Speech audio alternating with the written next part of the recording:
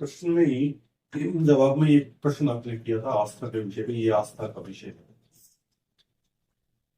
हमारे यहाँ एक अच्छा है, ईश्वर जो है वो आस्था का विषय है, तर्क का विषय है। तो केवल विश्वास के आधार पे देखा जा सकता है या स्वीकार किया जा सकता है। आप क्या मानते हैं? आस्था के विषय पे चर्चा नहीं हो सकती ना ज्ञान की। अगर आस्था के विषय जो होता है, आस्था के विषय की विशेषता हो है कि आस्था का विषय जो है टोटल इंडिविजुअल होता है, नितांत ही व्यक्तिगत होता है। लेकिन आप उस व्यक्तिगत अनुभव को लेकर प्रचार करने निकल पड़े हो, ज्ञान बांट रहे हो, ये गलत। आस्था है तो कबीर जैसी रखो, अपने में ही मस्त है। आस्था है नानक की रखो, आस्था है मीरा की रखो। वो किसी को बताने नहीं गए, लोग उनके पीछे गए। आस्था अपने में मगन रहती है, मीरा नहीं किसी को बताने, वो अपने में मगन रहती है। आस्था इंडिविजुअल होती है। आप किसी को एग्री नहीं कर रहे होते कि नहीं मेरी मानो। हम तो अपनी आस्था को ज्ञान का रूप चोला पहना के, ज्ञान का जामा पहना के बांटते फिर रहे, नहीं मेरा वाला सही है, मेरा वाला सही है। अरे बैठो कभी किसी साइंटिफिक बुद्धि के सामने बात करके देखो, आपको पता लगेगा आप कितने सही हो कितने गलत। हजारों सालों तक क्रिश्चियनिटी वेस्टर्न सोसाइटी में मनुष्य का शोषण करती है। सैकड़ों वैज्ञानिक खोज करने वाले साइंटिस्ट जो वैज्ञानिक बुद्धि के व्यक्ति थे, किसी को जला दिया गया, किसी को कैद कर दिया गया। और आप कह रहे हो कि नहीं हमारी किताबों में जो लिखा है वो परफेक्ट है। कहीं भी कम नहीं हुआ है, सब जगह यही हुआ है।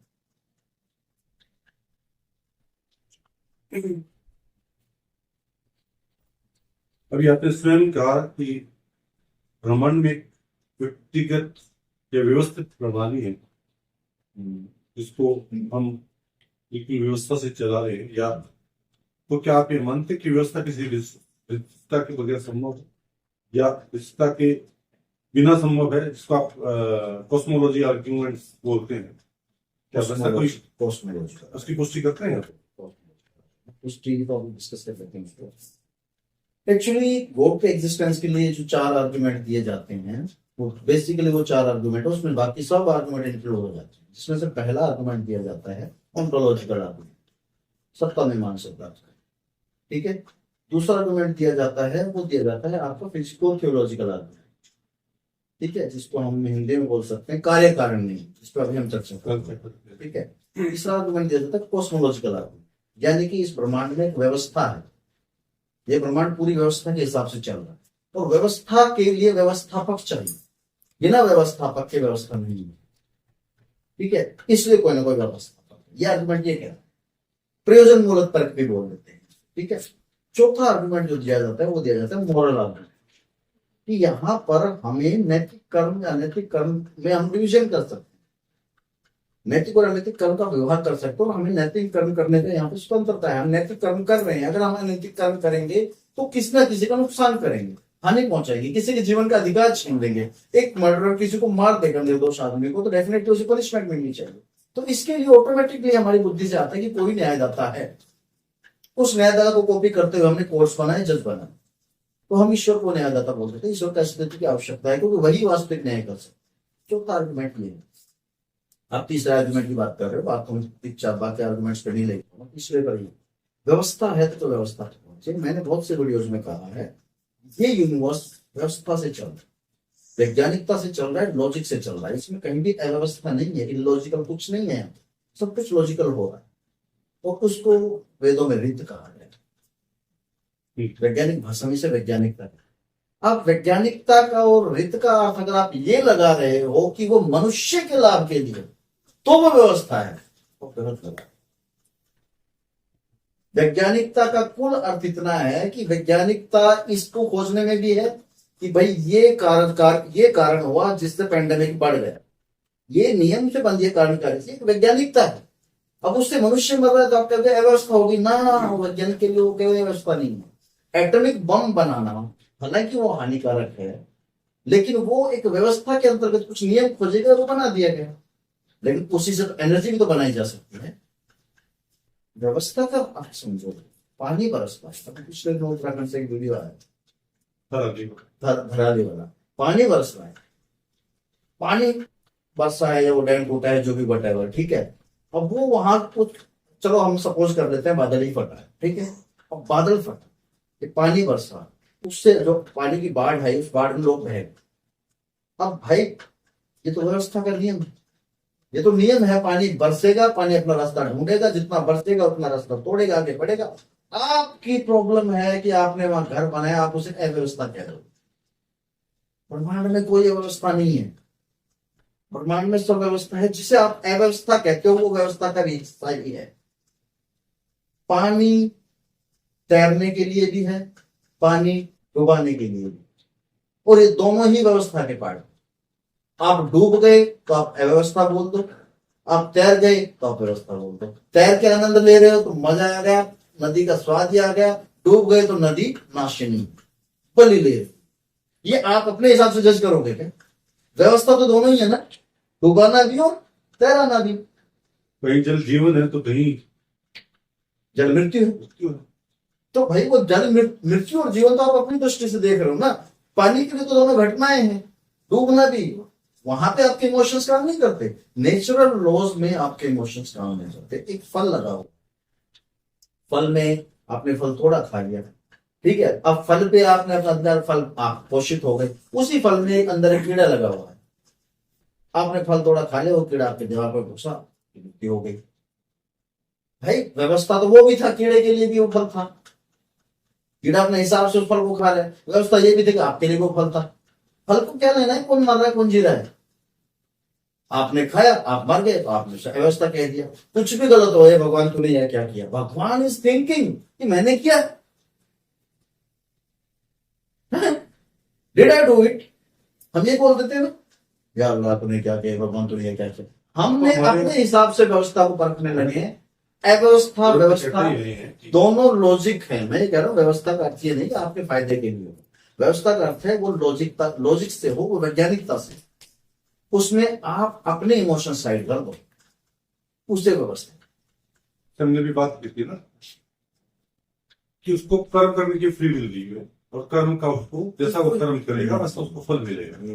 कर्मण्येवाधिकार का जो अपन कहते हैं, उसको कर्म करने की, इस पर मैं जरूर बात करूंगा। वहां परमात्मा को कुछ नहीं कहता, कहता जैसा तुम कर्म करोगे मैं वैसा तुम्हें अपने आप ही फल ये फिर आपकी मानवता है, ऐसा कुछ नहीं है, परमात्मा है ही नहीं तो क्यों कहेगा? ठीक है। आप इसका मतलब जो करोड़ लोग, हम उसको आप जिज्ञासु कह सकते हैं, या आज की भाषा में हम कहते हैं ना कि एक विद्यार्थी है या एक साइंटिस्ट है, तो किसी न किसी की खोज में लगा हुआ है। तो जो भी एक साधक है, जो आस्तिक व्यक्ति है, उसको हम एक साधक के रूप में या एक विद्यार्थी के रूप में देख सकते हैं कि जो निरंतर किसी खोज में लगा हुआ है कि कोई ऐसा सुप्रीम है जो इस सृष्टि का चलन कर रहा है, या उसके पास कुछ ऐसी पावर्स हैं। जैसा एक वैज्ञानिक खोजता है कहीं न कहीं प्रकृति में असंख्य शक्तियां छुपी हुई है, उसको हम उपयोग किस तरीके से कर सकें। जैसे विंड एनर्जी को भी आज लोग उपयोग कर रहे हैं। आपकी बातों से जो लग रहा है कि जो करोड़ों लोगों की जो आस्थाएं हैं, जो लोग लगे हैं, सब मूर्ख हैं। नहीं, मूर्ख नहीं कह सकते, आप उनको मूर्ख ही कहना चाह रहे हैं। मूर्ख कहना ज्यादा हो जाए, मूर्ख नहीं कह सकते। ये खोज करना एक चीज है, ये खोज करना जब आप दोनों क्वेश्चन को मिक्स कर रहे हो, एक वो है जो जानने की कोशिश कर रहे हैं, जो जिज्ञासु हैं, एक वो है जो मान के बैठे। There is a difference. आप इस डिफरेंस को जो है ना, वो आप उसे नकार रहे हो, डिनाई कर रहे हो, ठीक है। आप उसको देखो कि एक वो है जो खोजी है, और वो खोजी जब खोज के लाते हैं तो उसमें रामकृष्ण परमहंस माता खोज देते हैं, रामानुजाचार्य वैष्णव खोज देते हैं, शंकराचार्य अद्वैत खोज देते हैं। उनका क्वेश्चन अलग है, उनकी तो बात ही अलग है। भाई उन्होंने तो प्रयास किया, अटेम्प्ट किया। 99%, 99.99999% लोग मान के बैठे। तो आप उन दोनों को मिक्स मत कर पाए चीज। मैं मूर्ख नहीं कह रहा, क्योंकि मूर्ख बहुत ज्यादा हो रहा है। मैं इसीलिए सेपियंस कहता हूँ, पहला क्वेश्चन ये था। मूर्ख नहीं कह रहा, मूर्ख बनाया गया है पॉलिटी ऑफ रिलीजन के द्वारा। यहां पे रिलीजन की पॉलिटिक्स हुई है, बहुत सदियों सालों से होती आ रही है, जिसे पॉलिटिक्स ने अब अडॉप्ट कर लिया है। मूर्ख बनाया गया है, मूर्ख कोई नहीं है। सेकंड थिंग, आस्था की बात है, ठीक है। अब आस्था जैसे हम पहले ही बात कर चुके इंडिविजुअल, और जिन्हें आप खोजी कह रहे हो, रामानुज थे गणितज्ञ, मैं बहुत बड़े मैथमेटिशियन हूँ, किसी बात आप मानते हैं, सब पूछा जाता है आप इतनी तगड़ी तगड़ी इक्वेशन कहाँ से लेके आ जाते हैं, इनका सॉल्यूशन तक आप सोल्व कैसे कर देते हो उनको, वो पता नहीं मुझे, बस वो मात का मैं नाम भूल गया, उनकी कुल देवी कुल देवी थी, वो देवी आती है और मुझे बता के जाती, मुझे बता जाती है, मुझे सॉल्यूशन सुझा जाती है। ठीक है, आइंस्टाइन खुद ईश्वर को मानते थे। ठीक है, आइंस्टाइन की थ्योरी को आधार बना के ही बाद में फिर जो अपने स्टीफन हॉकिंग्स हैं वो ईश्वर को नकार देता है। तो ये तो हमारी इंडिविजुअल मान्यताएं होगी भाई, मूर्खता नहीं है, वो खोज नहीं रहे हैं, ये मूर्खता है। वो मान के बैठे हैं, पकड़ के बैठे हैं, इसीलिए तो इतने सारे हो गए, 5,000 रिसर्च के अनुसार 5,000 प्रकार के गॉड्स की पूजा मानव सभ्यता द्वारा की जा रही है। वो सब ये सोच रहे हैं कि उनमें से 4,999 गलत हैं, केवल एक सही, और सब यही मान के बैठे। अब एक नास्तिक और आस्तिक का फर्क कितना है? एक का ही है। वो 4,999 को गलत बता रहे हैं आस्तिक, और एक नास्तिक 5,000 को गलत, बस इतना सा तो फर्क है। Here an atheist is better, at least वो खोजी तो है, मानते तो नहीं बैठे। ध्यान की खोजी मानते हैं हम लोग, हम ध्यान के अंदर नहीं, ध्यान आप करो, लेकिन आप ध्यान मान के कर लोगे तो प्रॉब्लम आ जाएगी। उसमें तो हम एक प्रक्रिया है जिसमें हम निरंतर किसी एक चीज को छोड़ करके इससे आगे कुछ और है, इससे आगे कुछ और है, इससे आगे कुछ और है, निरंतर उससे आगे से आगे चलता रहना जो है, हम उसमें उदय से ध्यान को प्रेफर करते हैं। या यूं मान लीजिए वो एक खोज में लगा रहता है, जैसे साइंटिस्ट लगा रहता है इससे आगे कुछ हो सकता है। ध्यान जो है आध्यात्मिक स्पिरिचुअल प्रैक्टिस, आध्यात्मिक का मतलब आत्म का जो मूल है, आत्म का जो फाउंडेशन है उस तक पहुंचना। आत्म मीन्स मैं खुद, मेरी जो फाउंडेशन है उस तक पहुंचना, तो मैं कहीं ना कहीं मेरी भी गहराई में उतर जाऊँ, तो वो अपने इंटरनल जो मेरी साइकोलॉजिकल, जो मेरी मेंटल, जो मेरी स्टेट है, उसके इंटरनल पार्ट को पकड़ना, जो मेरी आत्मिक स्टेट है उसको पकड़ना, वहां तक जाना, वो प्रक्रिया मेडिटेशन है। ठीक है, लेकिन ये एक प्रक्रिया है, लंबी प्रोसेस है, करते रहो, क्या मिला क्या नहीं मिला आप प्रूव नहीं कर पाओगे, जीवन प्रूव नहीं कर पाओगे, और अगर आप प्रूव नहीं कर पाओगे तो आपको बोलने का अधिकार है नहीं, क्योंकि आप सामने वाला उस दृष्टि से देखेगा नहीं, क्योंकि आपने तो सालों प्रैक्टिस की, सामने वाले की तो एक दिन की प्रैक्टिस नहीं है, और आप उसे वो मनाने के लिए मजबूर कर दोगे तो सामने वाला वो बन गया, नहीं बना। अध्यात्म जो है, ये ध्यान जो है, वो गूंगे का गुड़ है। आप गुड़ कितना मीठा हो सकता है इसकी परिभाषा नहीं कर सकते। कुछ भी कह लो, मेरे हिसाब से आध्यात्मिकता का पैमाना केवल ये नहीं है कि आप ध्यान कर रहे हो। मैं उस व्यक्ति को आध्यात्मिक मानता हूँ जो खोज में लगा हुआ है। मैं आइंस्टाइन को आध्यात्मिक मानूंगा, मैं स्टीफन हॉकिंग को आध्यात्मिक मानूंगा। एक फिलोसोफर हुआ रेने डेकार्ट, उस व्यक्ति ने एक किताब लिखी, मेडिटेशन ऑन फर्स्ट फिलोसफी। किताब लिखने के लिए उसने 12 साल लगे, और उसमें वो मेडिटेशन, सब उसको मेडिटेशन बोल रहा है उस किताब को, और वो मेडिटेशन उसको पता है क्या था, बैठ के ध्यान नहीं करता था, बस वो बैठ के सोचता था, विचारों में डूब जाता था, खोजता रहता। तो वो उसे मेडिटेशन कह रहा है। In simple sense that is contemplation, चिंतन कर रहा है। आपके इन शब्दों से मुझे एक साखी याद आ रही है, किसकी लिखी हुई है मुझे याद नहीं, लेकिन मेरे दिल के बहुत करीब रही है। उसमें कहा है कि लहरें ढूंढे नीर को, लहरें जो है, लहरें ढूंढे नीर को, कपड़ा ढूंढे सूर, जीव ढूंढे ब्रह्म को, तीनों उठ के उठ। आप कहना चाहते हैं कि जिस चीज की खोज करनी थी वो उसकी खोज न करके मूर्खता में लगे हुए हैं। यहाँ एक बात, जो एक प्रश्न आ रहा है, शायद किसी ने ईश्वर को न देखा, लेकिन पूरी मानवता एक आशा के साथ किसी अदृश्य शक्ति से जुड़ी हुई है, और वो अदृश्य शक्ति उनको उनके जीवन में संघर्ष करने का एक रास्ता देती है, एक बल देती है। अगर ये नहीं होती तो हम मानव सभ्यता की जो आरंभिक कठिनाइयां कह सकते हैं, या प्रारंभ की जो कठिनाइयां कह सकते हैं, उसे भी समाप्त हो जाते हैं, और ये सृष्टि कभी आगे नहीं। God is a hope. हाँ, आप ये कह सकते हैं ईश्वर एक आशा है, किसी न किसी खोज में, क्या कोई परम चेतना है हमें बनाने वाली, जो हमें निरंतर वॉच भी कर रही है, और हमारी बढ़ने में सहायता भी कर रही है, हमें डराने में भी सहायता करता कह सकते हैं। डराने के लिए बहुत सी चेतनाएं जो है वो उसका कार्य कर सकती हैं। है। देखो, होप बना के गॉड को चलना कोई बुरी बात नहीं, वो उसके सहारे जहां तक जाना है, लेकिन क्या होप ये सिद्ध करते कि वो है? प्रश्न तो उसके होने का है ना, उसके अस्तित्व का है। क्या आपकी होप ये सिद्ध करती है कि वो है? मेरी होप है कि मेरे पास 1 महीने में 1 करोड़ रुपए होंगे। क्या ये होप मेरे पास 1 करोड़ रुपए ला सकती है? भाई होप का क्या है? सेकंड मैं सेकंड कार्ल मार्क्स हुआ है। हालांकि मैं I am not a communist, I am not a Maoist, I am pure Sanatani, और I believe in the philosophy of Upanishad and Bhagavad Gita. Okay, so but मेरा एक सिद्धांत है, जहां से अच्छी चीज मिले वहां से उठानी चाहिए। उसने कहा रिलीजन इज लाइक ओपियम। जो धर्म है या मजहब है या पंथ संप्रदाय है, वो अफीम की तरह से। लोगों ने इतनी ही लाइन उठाई, उसके बाद भी उसने कुछ कहा था, बट उसने कहा कि but until you provide them a better option, don't take that religion from them. और जब तक आप उसे अच्छा ऑप्शन नहीं देते हो, वो रिलीजन उनसे छीनना। होप ये, वो तो कट्टर नास्तिक व्यक्ति, वो भी आपकी होप का सम्मान करके जा रहा है, लेकिन होप प्रूव नहीं करती कि आपके होप के अकॉर्डिंग कोई एग्जिस्टेंस भी है।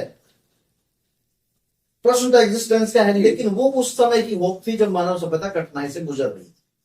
That is a hope. आज बारिश नहीं होगी, आज हम बच जाएंगे, भीगेंगे नहीं, सर्दी में नहीं मरेंगे, बिकॉज हम नंगे हैं, हमें गुफा नहीं मिल रही आज रहने के लिए। होप है आज कुछ ना कुछ खाने को मिल जाए, इस जंगल में कोई ना कोई जीव मारने को मिल जाए, भूख से मरे जा रहे हैं, होप है, मिल गया, खा लिया, जानवर खा रहे हैं, फल खा रहे हैं, जो भी, ये होप। तो ये होप जो है एक उम्मीद से आई, हमारी जरूरतों से पैदा हुई है होप, और ये जरूरतें ही आज होप दोबारा पैदा कर रही है। जरूरतें बदल गई हैं। खाने की जरूरत जो है, अब खाने की जरूरत नहीं रह गई है। अब उस खाने की जरूरत ने नाम ले लिया, डाइनिंग टेबल का रूप ले लिया, बढ़िया खाने का रूप ले लिया, बढ़िया गैस सिलेंडर। होप है कि अब कल मेरे घर में ये लग जाएगा। रोटी कपड़ा मकान, मकान अब मकान एक झोपड़ी नहीं रह गई, मकान का मतलब बढ़िया आलीशान कोठी हो गई। ठीक है, तो ये होप तो चलती रहेगी। उस समय की होप थी वो जायज थी, पॉजिटिव थी। आज की जो होप है वो लालच से भरी हुई है। वो आज की जो होप है उसमें स्वार्थ है और कुछ नहीं। लेकिन उस समय की होप को सम्मान हो सकता है, आज की होप को आप सम्मान इसलिए नहीं कर सकते कि इक्वालिटी हो गई है भाई, ये राजनीति हो गई है पूरी की पूरी।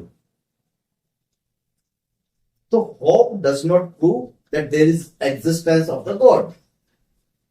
Hope just prove a hope, a fake narrative, nothing. Quran में जो आपने कहा था वो ऐसे उसको हम बोलते हैं आर्ट ऑफ अट्रैक्शन, अट्रैक्शन का। और उसमें एक बिलीव किया जाता है कि जब आपने स्वीकार ही कर लिया कि मैं जो ये सोच रहा हूँ ये पूरा नहीं हो सकता, तो आपको नहीं मिलेगा। और अगर आपने अपने दिमाग को ये नैरेटिव दे दिया कि मैं जो कर रहा हूँ तो बस कुछ देर है, मुझे मिल जाएगी, बिलीव सिस्टम दे दिया, क्योंकि भीतर का जो डोपामिन है उसको इस बात से कोई मतलब नहीं है कि बाहर क्या चल रहा है। तो इसमें जो है वहां अट्रैक्टिंग होता है। इस विषय पे हम यहाँ चर्चा नहीं कर सकते। आर्ट ऑफ अट्रैक्शन पे, आर्ट ऑफ अट्रैक्शन है या ये सब इनको मनोहर लॉ ऑफ अट्रैक्शन, मनोहर कहानियां कहता हूँ, वो कुछ नहीं। इसके बहुत से उदाहरण हैं जो भाई लोग कर वो रहे हैं। इंडिविजुअल होते हैं, आप जब उसे पब्लिक में जाके बताते हो तो पब्लिक सिर्फ उसको विश्वास करती है, उसको अपने ना उसे जानती है, ना उसको अप्लाई करती है। तो आप उससे अपना धंधा अच्छे से चलाते हो। Art of living, art of attraction, yoga, फलाना, क्या बोलते हैं उसको, साउंड योगा और शास्त्र, पता नहीं क्या क्या लेके आ गए हैं आप। ये लोग करते नहीं है।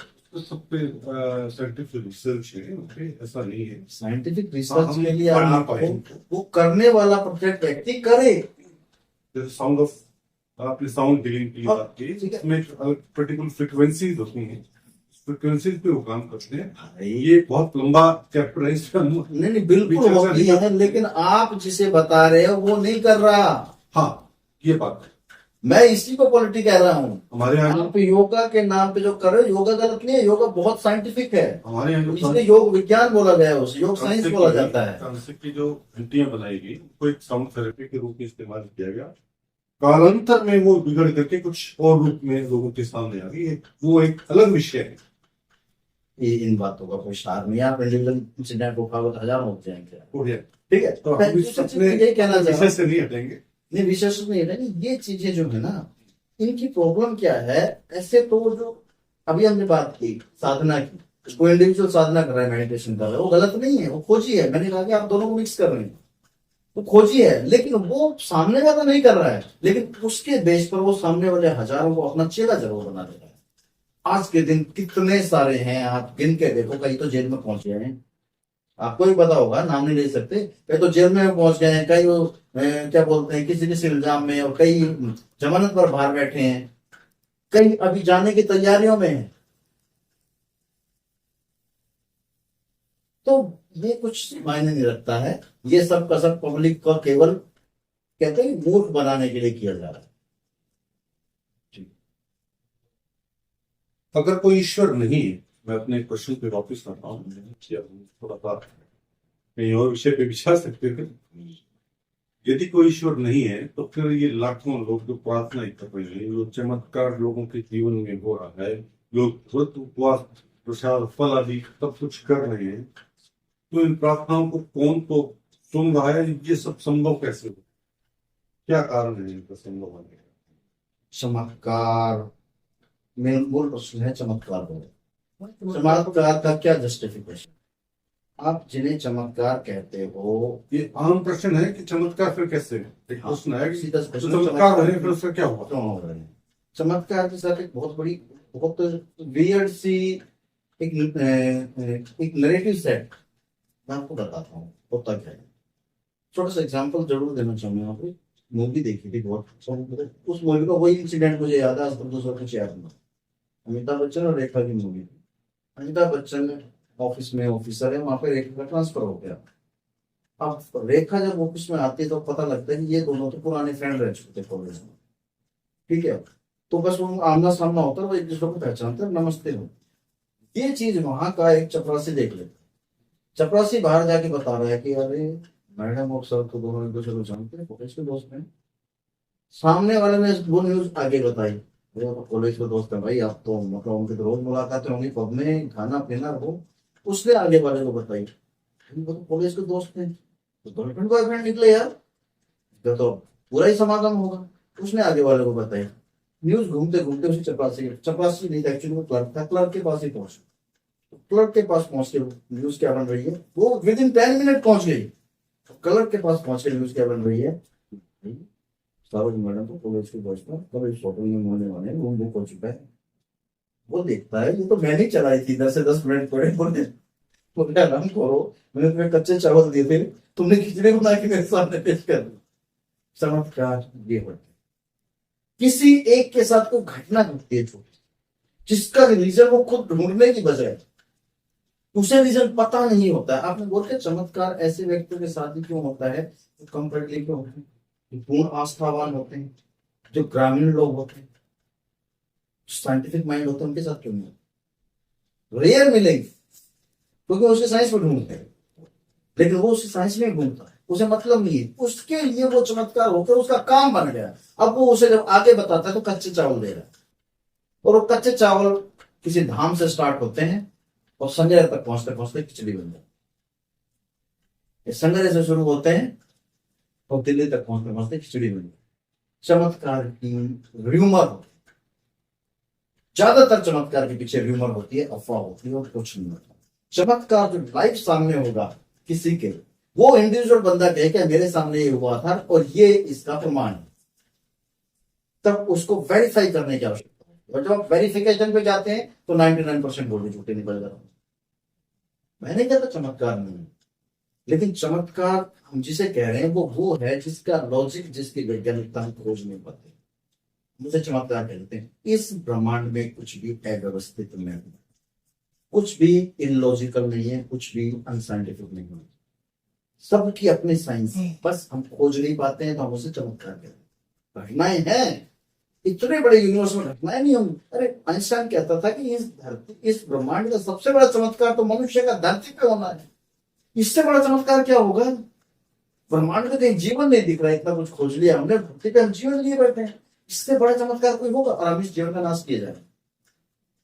हमें कुछ खोजना चाहिए, लेकिन हम पॉलिटी में फंस के हम इकट्ठा कर रहे हैं, लड़ रहे हैं, मजहबी जामे पहना रहे हैं, कैटेगरीज कास्ट में फंसे हुए हैं, इलेक्शन के नाम पे सोचते हैं हमारा लोकतंत्र है, लेकिन वास्तव में इलेक्शन एक त्योहार बन जाता है लोगों के लिए। उनको नहीं मतलब है कौन जीत रहा है कौन हार रहा है, उससे हमारा क्या बेनिफिट क्या नुकसान होगा, वो मजे ले रहे हैं। मनुष्य सभ्यता मजे ले रही है। बस फिलोसोफर है विटगेन्स्टाइन, उसने कहा है कि मुझे नहीं पता हम यहाँ क्यों हैं, I don't know why we are here, but I am sure we are not here to enjoy.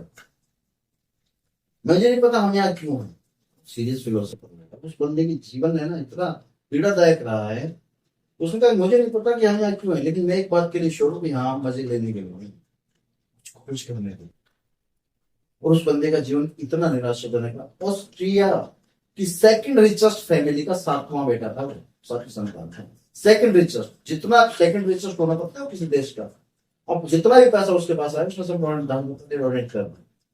Cancer से मरा वो 1952 या 50 में, 1950 या 51 में। वो बंदा सुसाइड करना चाहता था जस्ट बिकॉज ऑफ फिलोसफी। उसे लगा कि मेरे जीवन में कुछ करने के लिए है।